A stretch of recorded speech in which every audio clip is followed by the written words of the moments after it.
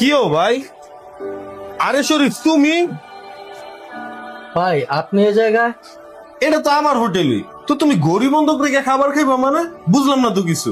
ভাই আমরা 2 দিন হয় গ্রামের তো শহর হয়েছি, টাঙ্গো আছে খাওয়ার মতন তেমন টাকা নেই গে, পেলে চাইছি গইরা বন্ধক দিয়া কিছু খাইতে। কি কো? টাকা পয়সা নাই মানে তোমার কাছে? কে তোমার আব্বার তো অনেক ভালো ব্যবসা ছিল, তোমাকে তো টাকা পয়সার অভাব।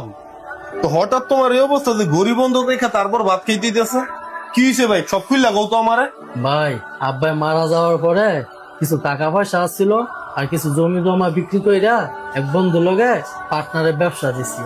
সেই বন্ধু আমার লগে সয়ন কইরা সব টাকা আত্মসাৎ কইরা পালাই গেছে। এর লেগে ভাই আমার বর্তমান অবস্থা খুবই খারাপ হয়ে গেছে। শুধু বাইরে লইয়া 2 দিন ধরে শহরে ঘুরতেছি কিছু একটা করার লাইগা, তো কিছুই করতে পারতাছি না। এদিকে ছোট ভাই কইতাছে ওর গলা অনেক খিদে লাগছে, এই লেগে কি হোটেলটার মধ্যে ঢুকছিল। কি কৌশলী তোমার এই অবস্থা হয়ে গেছে গা? আরে আমি যখন এলাকায় আসছিলাম কিছু করতে পারতাছিলাম না। তোমার আব্বাই তো আমার অনেক বড় উপকার করছিল রে ভাই। এই শহরে এই হোটেলটা দেওয়ার পিছনে তোমার আব্বার সবচেয়ে বড় অবদান। আর আজকে হেয়ার ঘরের পোলা হয়ে তোমার এই অবস্থা। ভাই তুমি যেহেতু কিছু করতে চাইতাছ, তোমার অন্য কোনো জায়গায় ঘুরুন লাগতো না। তুমি আগে তোমার গড়ি ধরো। এই এনে 2 প্লেট ভাত দে। আর ভাই তুমি যেহেতু কিছু করবা, আমার হোটেলে একজন ম্যানেজার দরকার। তুমি আমার হোটেলে ম্যানেজার হিসেবে থাকো। আর তোমার ছোট ভাইয়ের অন্য কোনো কাম করানো লাগতো না।